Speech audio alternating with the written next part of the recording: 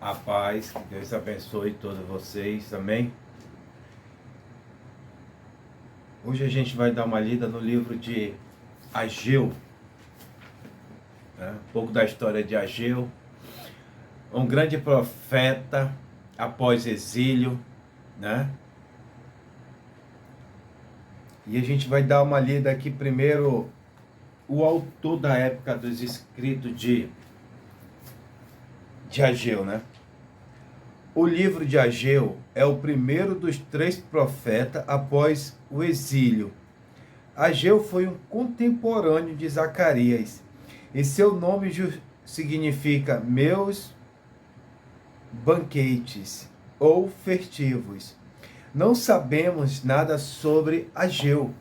A partir de Ageu 2 e 3, capítulo 2, versículo 3, podemos concluir que ele deve ter visto o templo de Salomão antes de sua destruição em 586 a.C. Neste caso, Ageu teria bem mais de 70 anos quando escreveu o livro. Ageu provavelmente retornou do cativeiro de 70 anos de Babilônia, com o primeiro grupo que voltou em 537 e 536 a.C. O rei Sírio da Pérsia prolongará o seu edito em 538 e 537, para que os judeus retornassem a Judá. Este evento, que constitui o pano de fundo histórico para o livro de Ageu, estando descrito detalhadamente nos livros de Esdras, a qual descobrimos que o trabalho de reconstrução do templo foi interrompido por cerca de 14 anos. 14 anos foi ali, paralisado, interrompido, a construção do templo ali em Jerusalém, Mas retomando como resultado do ministério profético de Ageu e Zacarias, no 2º ano do reinado rei Dário. A construção do templo foi completada no 6º ano de Dário.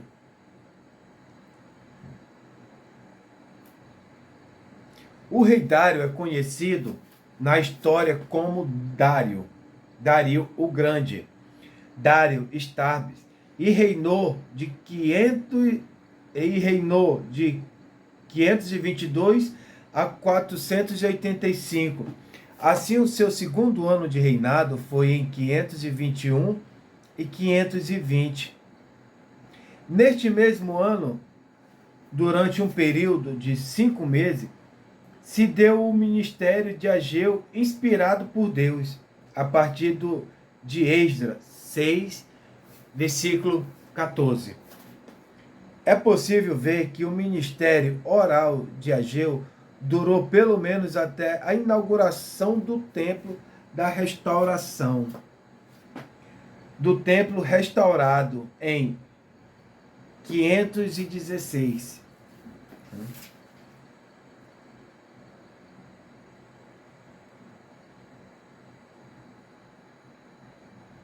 O zelo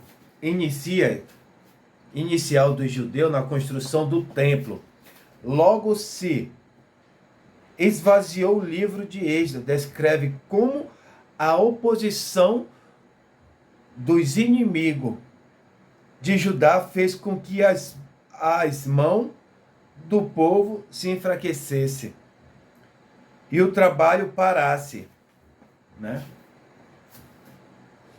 Contudo, Ageu nos dá outra razão para a interrupção da construção: o egoísmo e a diferença dos judeus quanto a Deus.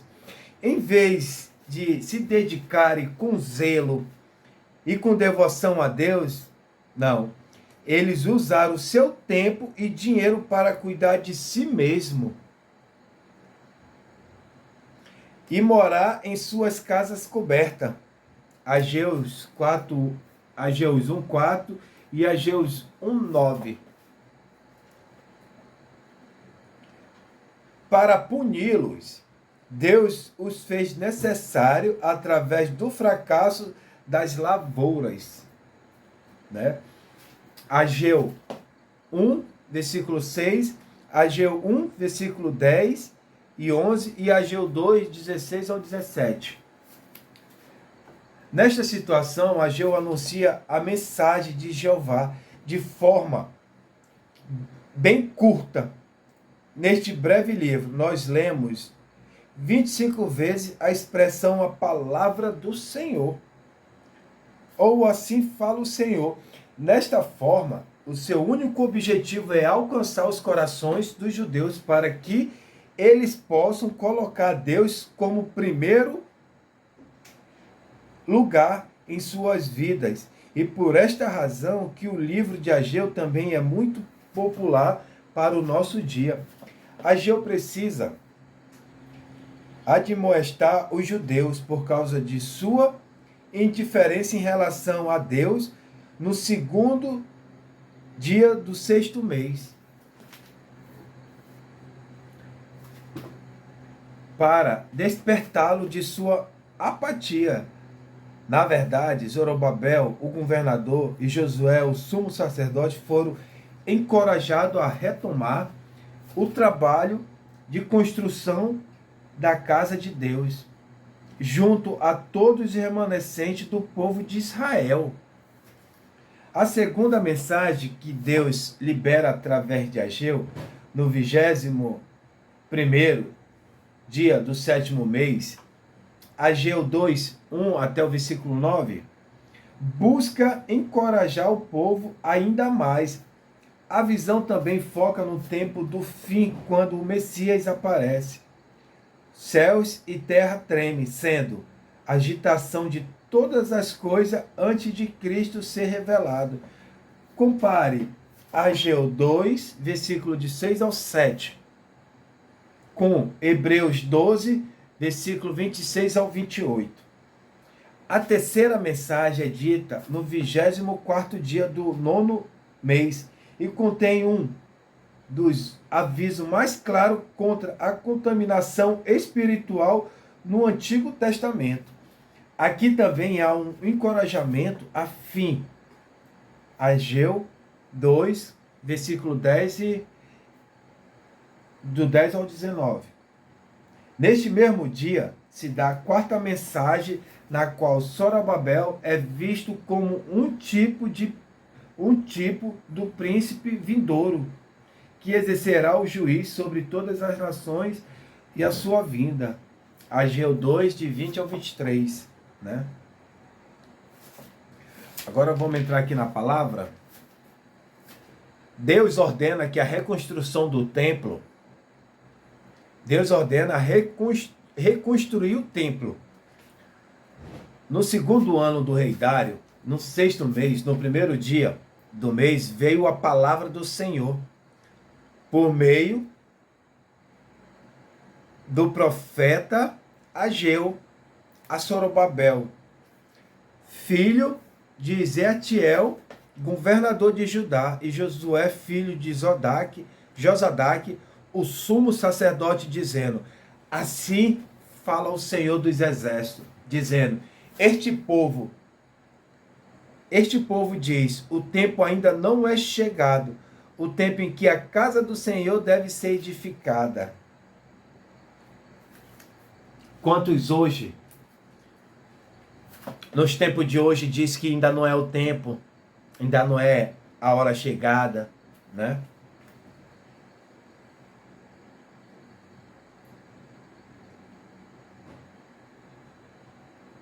Essa mensagem, meus irmãos, no capítulo 1, versículo 1 e 2, quando ele está falando aqui, este povo diz, o tempo ainda não é chegado. O tempo é em que a casa do Senhor deve ser edificada. A casa do Senhor, meus irmãos, é eu e você. Você é templo do Espírito Santo de Deus. Quantos ainda estão dentro da igreja? Quantos ainda têm o chamado? Quantos ainda ainda não se atenderam para que Deus está falando? Atenderam para que Deus está falando? Alguns ainda dizem assim, ai não, eu quero, depois eu faço isso, ai depois eu vou, mais na frente eu ainda sou novo, ai, eu estou indo para ir. Deus manda edificar a sua casa.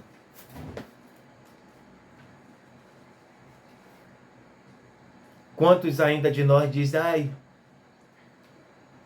ainda não é tempo, ainda não é a hora. Mas aqui no versículo 2 diz assim, assim fala o Senhor dos Exércitos, dizendo, este povo diz, o tempo ainda não é chegado. Muitos abrem a boca para dizer que ainda não é chegado o tempo, né? Que ainda não é chegado.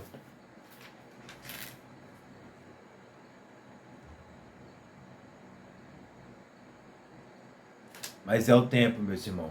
É o tempo de eu e você edificar a nossa casa.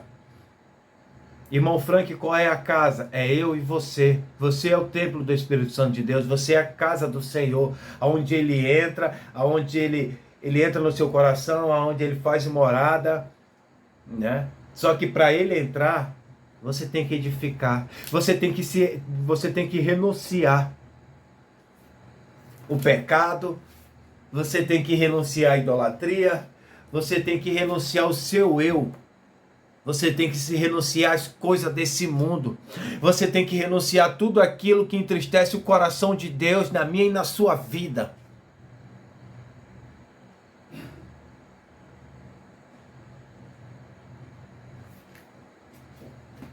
Deus tem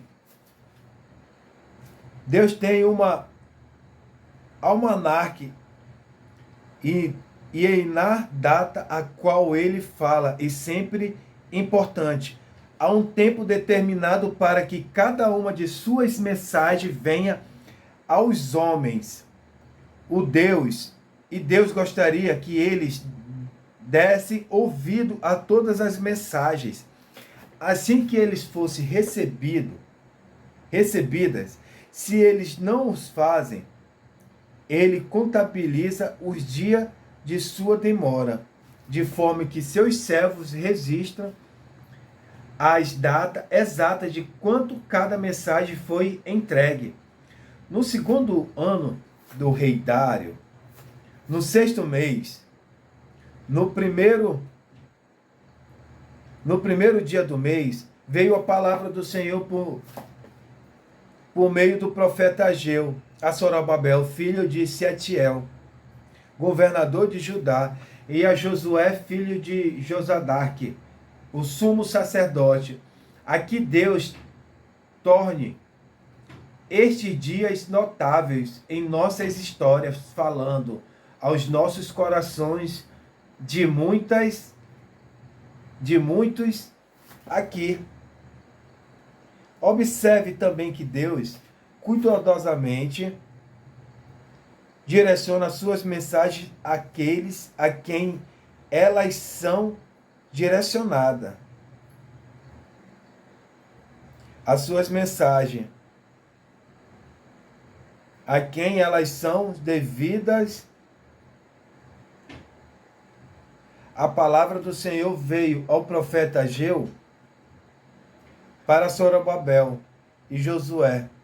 Deus sabe a quem as suas mensagens será direcionada.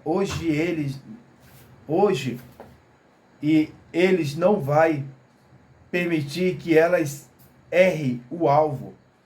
Aqui alguém aqui possa clamar a ele dizendo: Senhor, fala comigo, como fizeste com Zorobabel, e não só comigo, mas com aquelas pessoas como o Senhor fizeste com Josué. Assim fala o Senhor dos Exércitos, dizendo: Este povo diz. Então o Senhor nota o que o povo diz, e no tempo devido ele lembra a ele o que disseram. Às vezes, eles os faz comer a própria palavra, se não for o acaso. Ele, ao menos, as traz memória. A este povo diz: o tempo ainda não é chegado. O tempo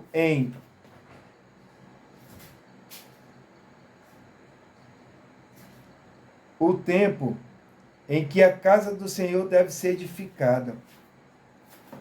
O atraso tem sido desde sempre uma das tentações mais fortes que Satanás usa, inclusive com o próprio povo de Deus, que constantemente diz: o tempo ainda não é chegado, mesmo para a obra que ele sabe que precisa ser realizada. Quantas mais coisas não seriam feitas para Deus se nós fizéssemos de uma vez tudo o que precisa ser feito? Nós poderíamos seguir para algo novo, fazendo com que as nossas vindas fossem mais úteis e frutíferas. Contudo, nós demoramos tanto para realizar o único bom propósito que não resta mais oportunidade para outro. Se algum dos cristãos aqui presentes se sentir tentado a postergar algum serviço para Deus, que está em seu coração, oro para que se lembre das palavras do Senhor e emite sua pronta ação. Eu devo fazer as obras daquele que me enviou. Enquanto é dia, a noite vem, e quando nenhum homem pode trabalhar. Muitos estão botando dificuldade para fazer a obra do Senhor. Ainda não é chegado a hora, ainda não estou preparado. Primeiro que quem prepara é o Senhor.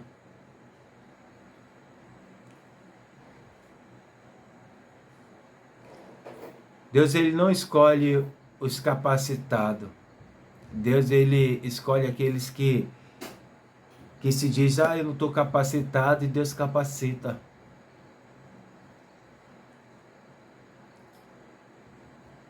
Ainda não é tempo. É tempo sim, meu irmão. É tempo. É tempo para edificar a casa do Senhor, é tempo para fazer a obra do Senhor, é tempo. Porque a hora é chegada. O tempo está chegando. Jesus está voltando. Prepara. Prepara a ti, ó igreja. O tempo está chegando. As pessoas, elas estão deixando a vontade do Senhor, botando as coisas do Senhor de lado e estão dando prioridade o seu próprio eu, a sua própria vontade. Estão dando prioridade para as coisas desse mundo, estão dando prioridade para a faculdade, estão dando prioridade para emprego, estão dando prioridade para o casamento, estão dando prioridade para os filhos, e sempre deixando Deus em segundo lugar. Estão esquecendo o fundamento da palavra. O Senhor, ele não quer ficar em segundo lugar na minha e na sua vida, ele quer ficar em primeiro. A prioridade tem que ser o Senhor. Eu tenho tempo para assistir novela, eu tenho tempo para ir ao shopping, eu tenho tempo para fazer uma caminhada, Eu tenho tempo para tirar um cochilozinho, mas para ler a palavra não tem tempo, né? Para louvar a Deus não tem tempo, para jejuar não tem tempo, para orar não tem tempo.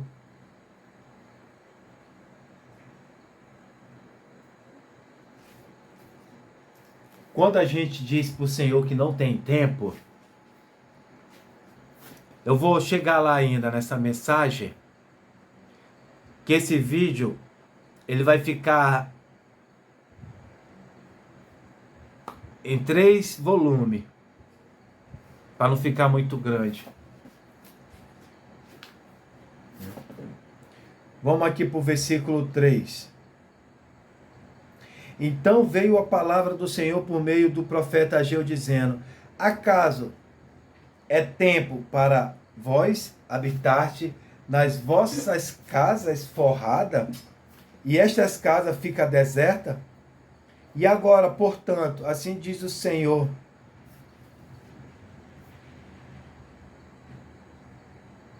aleluia, aleluia. Quer dizer,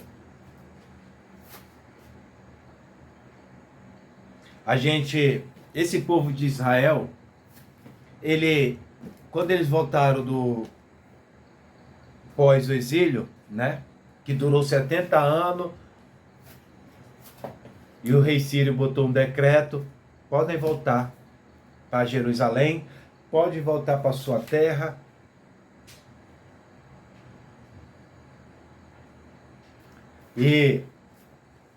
Só que esse povo, quando eles voltaram, eles estavam dando mais prioridade para eles. Eles estavam dando prioridade para a construção da casa deles, para cobrir a casa deles, e estavam esquecendo da finalidade de voltar para a presença do Pai, da reconstrução do templo de Deus.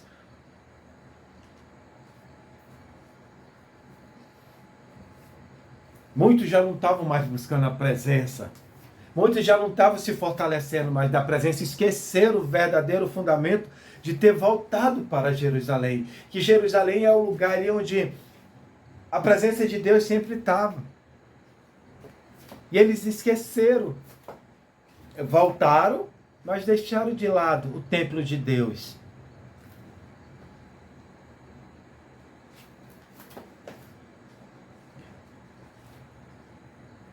Vamos aqui. E parece haver bastante tempo para que você aproveite dos luxos da vida, mas não para que você reconstrua o templo do Senhor. Parece haver tempo para você ficar rico, mas não para servir a Deus. Tempo o suficiente para gastar o seu trabalho com qualquer coisa, para si próprio, mas não para a casa do seu Deus. Como foi forte esta reprimenda para aqueles que se dizem povo do Senhor. Quantos hoje estão achando tempo para tudo, mas não tem tempo mais para Deus, não tem tempo para buscar Deus, né?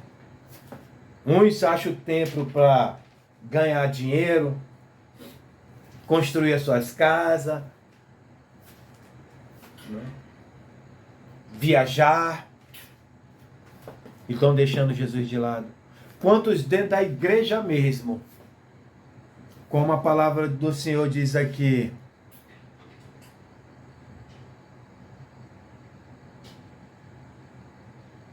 como diz aqui, eu vou voltar um pouco no versículo 4, que diz assim: acaso é tempo para vós habitar nas vossas casas forradas, e esta casa fica deserta.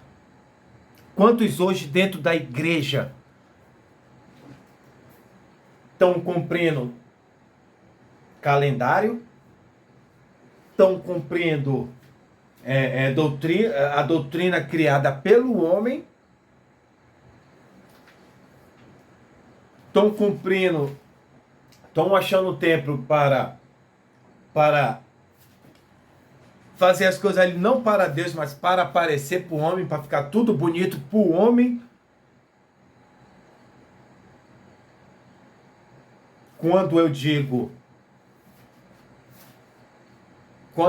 aqui que estão achando tempo, não para o templo do Senhor, mas estão fazendo as coisas, vou dar um exemplo, vou abrir um parênteses aqui, eu vou dar um exemplo.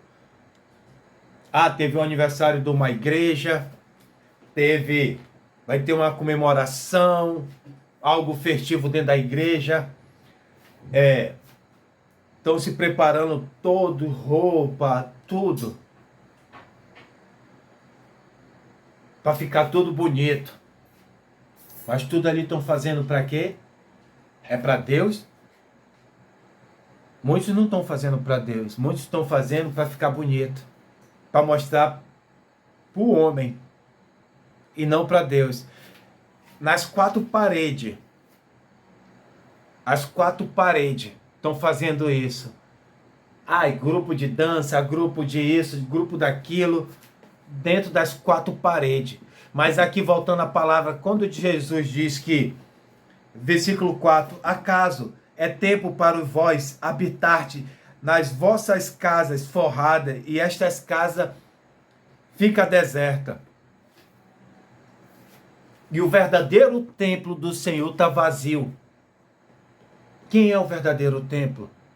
É eu, é você. Não faça nada para o homem, faça para Deus. Se fortaleça da presença do Senhor. Você acha tempo para buscar, para fazer as coisas, para o aniversário, eu vou fazer isso, vou fazer aquilo. Você está fazendo para Deus? Aí eu faço uma pergunta para você, eu vou abrir outro parênteses para você. Você achou tempo para tudo isso, para ensaio, para isso. E durante esse tempo que você achou tempo para fazer tudo isso, você tirou? Achou tempo para jejuar? Você achou tempo para orar? Você achou tempo para buscar a presença do Pai verdadeiramente? Você achou tempo para fazer uma nova aliança com o Pai? Você achou tempo para buscar a presença do Senhor na sua vida? Não, né? O templo de Deus está da mesma forma. O templo do Senhor não é uma parede, não é uma igreja de quatro paredes, ou retângulo, ou quadrada, não. O templo do Senhor é eu e é você.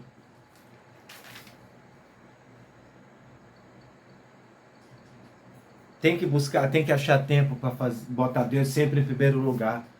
Hoje eu vou jejuar, hoje eu vou orar, eu vou entrar em campanha, eu vou subir ao monte, eu vou para a vigília, buscar a presença, me fortalecer, me encher.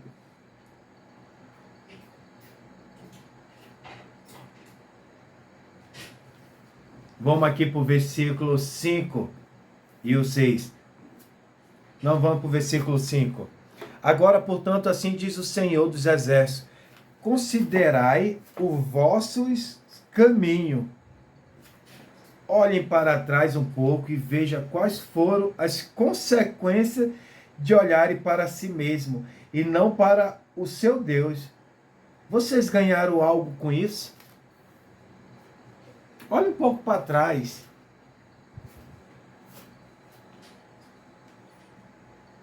Vê se tudo isso que você está fazendo, você está se fortalecendo da presença do Senhor. Volta, olha um pouco para trás. Não venha cometer os mesmos erros, mas coloca Deus em primeiro lugar. Porque tem pessoas que vai para o culto terça, vai 4, 3 vezes por semana.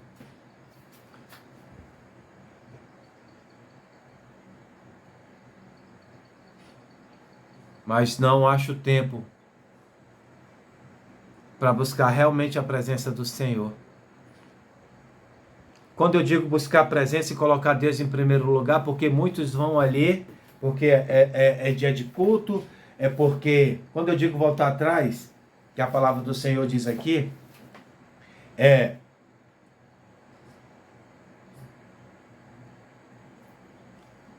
hoje é segunda-feira, eu vou para a igreja, porque senão o pastor vai chamar minha atenção, o dirigente vai chamar minha atenção. Opa, pera lá.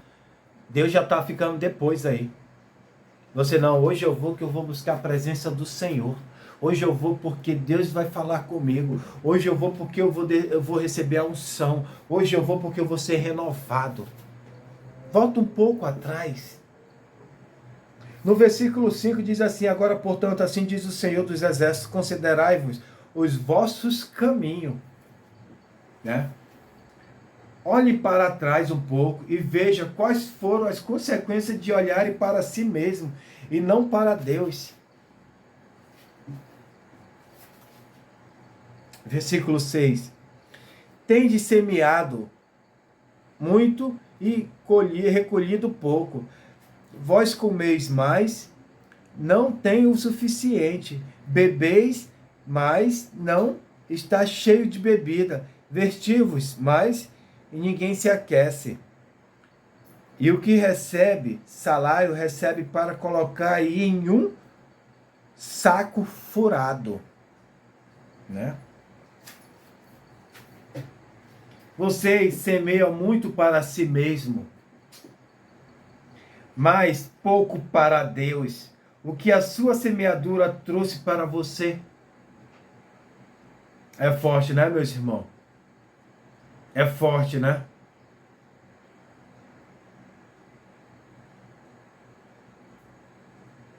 Vocês que parecem prosperar e não parecem contentes com a vida que têm. A paz de espírito não vem com essas propriedades e vocês não estão felizes. Quanto dentro das igrejas estão semeando para si próprio? Eu vou abrir outro parêntese. E hoje eu vou comprar uma roupa nova, vou para a igreja, né? Vão me achar bonita, vão me achar bonita, bonito, né? Vou ficar bem, vou chamar atenção. Aí você está semeando para você mesmo. Aí você sai da igreja com aquela roupa toda nova, bonita. Quando depois você está lá triste, deprimido. E o que foi que você ganhou? Muito pelo contrário. Feliz você não vai ficar. E você não está. Porque você semeou para si mesmo. Mas a partir do momento que você diz, não, hoje eu vou para a casa do Senhor buscar a presença do Senhor. Hoje eu vou para a casa do Senhor para adorar o Senhor. Hoje eu comprei uma roupa nova, mas eu vou, que com essa roupa nova eu quero entrar na presença do Senhor. E não para mostrar que você está bonito para alguém. Mas quando você faz tudo para Deus, você está semeando. Quando você semeia para o homem, você fica frustrado.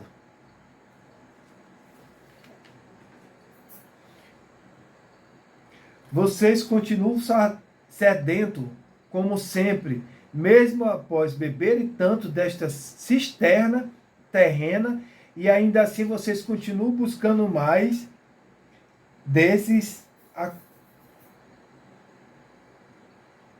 desta bebida que jamais saciará a sede de suas almas. Isso acontece frequentemente. É loucura para o homem trabalhar duro e ganhar o seu salário e colocar o seu dinheiro em um saco furado e perder tudo.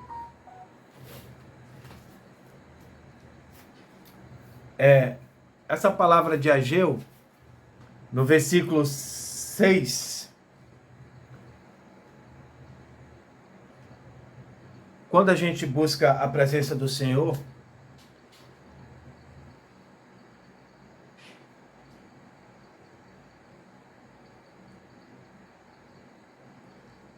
a gente mata a nossa sede.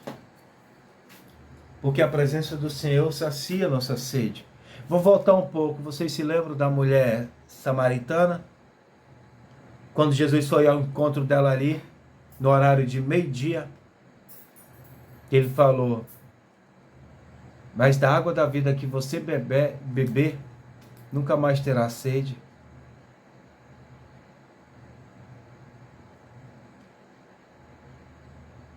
Se ele desse para ela a água da vida, ela nunca mais teria sede. É nessa aqui que Deus está falando. Quando você busca realmente a presença do Senhor, você nunca mais vai ter sede. Você sempre vai estar cheio da presença do Senhor. Porque sempre, aqui no versículo 6, vocês sempre, vós comeis mais e não tem o suficiente. Bebeis mais, mas nunca fica cheio. Mas a presença do Senhor, do Espírito Santo, a presença de Deus na nossa vida,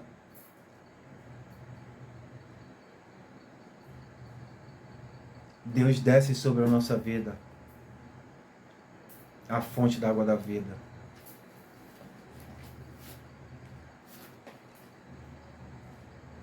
Vamos aqui por versículo 7. E assim diz o Senhor dos Exércitos: considerai os vossos caminhos, e subi ao monte, e trazei madeira, e edificai a casa, e me agradarei nisso, e serei glorificado, diz o Senhor. E vós esperaste o muito, e eis que veio o ser pouco. Enquanto trouxeste para casa, eu despi com sopro, porque disse o Senhor dos Exércitos: por causa da minha casa que está deserta, e cada homem corre a sua própria casa. Portanto, o céu sobre vós retém o orvalho, e a terra detém os seus frutos. E mandei vir uma seca sobre a terra, e sobre os montes, e sobre os milho, e sobre os vinhos novos, e sobre o azeite, e sobre o que a terra produz, e sobre os homens, e sobre o gado, e sobre o trabalho das mãos.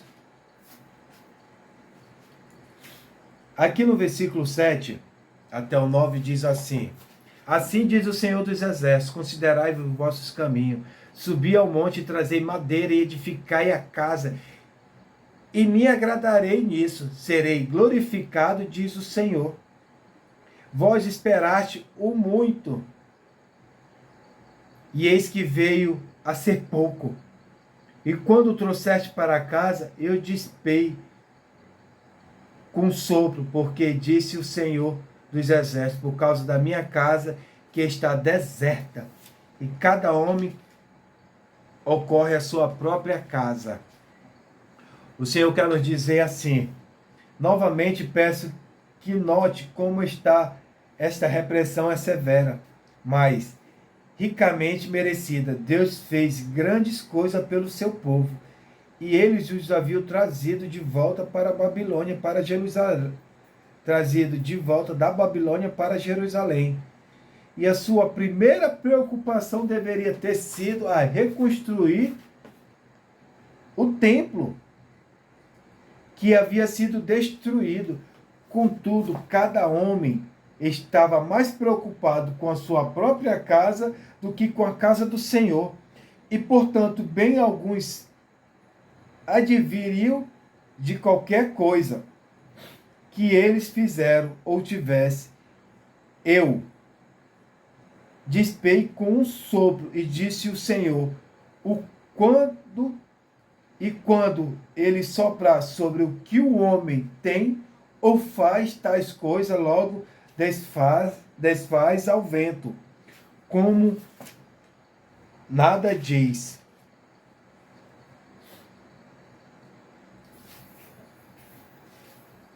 Quer dizer, ao chegar, eles estavam mais preocupados com a sua casa do que com o templo do Senhor. Eles estavam mais preocupados com as suas vontades, com seus desejos, com seus propósitos, e colocando o Senhor em segundo. O templo do Senhor aqui, eles se preocuparam mais com a sua própria casa, do que com o templo do Senhor. Você, quantos de nós, hoje em dia, a gente se preocupa mais com as nossas vontades, de que realmente fortalecer o templo de Deus, de realmente reconstruir o templo de Deus, de se fortalecer, de encher da presença do Pai. Porque a gente é templo do Espírito Santo.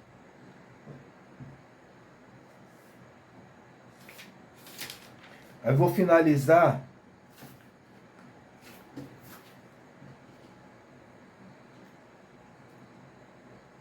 no versículo 11. Agora eu vou para o 10. Portanto, o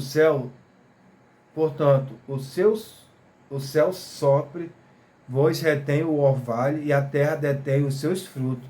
E mandei vir uma seca sobre a terra, e sobre os montes, e sobre o milho, e sobre o vinho novos, e sobre o azeite, e sobre o que a terra produz, e sobre os homens, e sobre os gados, e sobre todo o trabalho das mãos. A palavra do Senhor, no versículo 10 e 11, nos ensina que dependemos de Deus para tudo. E às vezes ele usa das leis ordinárias da natureza como punição para aqueles que o esquecem. Se não nos lembrarmos dele por causa da sua misericórdia, seremos lembrados por seu juízo.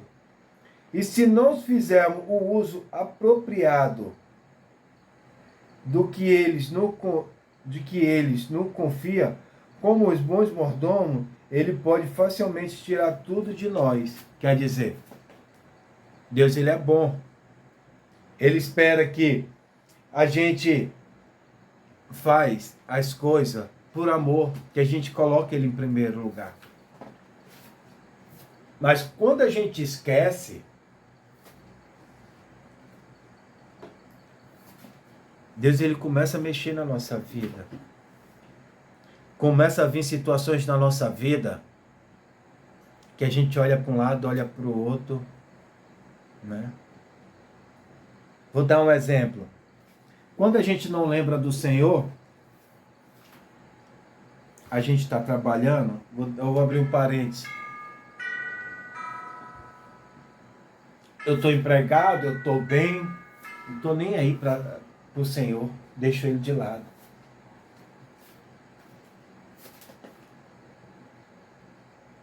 Aí Deus fecha as portas de emprego. Deus vai fechando as portas ali. Deus vai mexendo na situação da vida. Ah, meus irmãos. Agora, quando o Senhor vem por juízo, temos que vem pela dor. Pela dor. Então que hoje, eu e você hoje, que nós possamos lembrar que a gente tem que colocar o Senhor em primeiro lugar e não deixar ele por depois. Que a gente tem que fazer a obra do Senhor.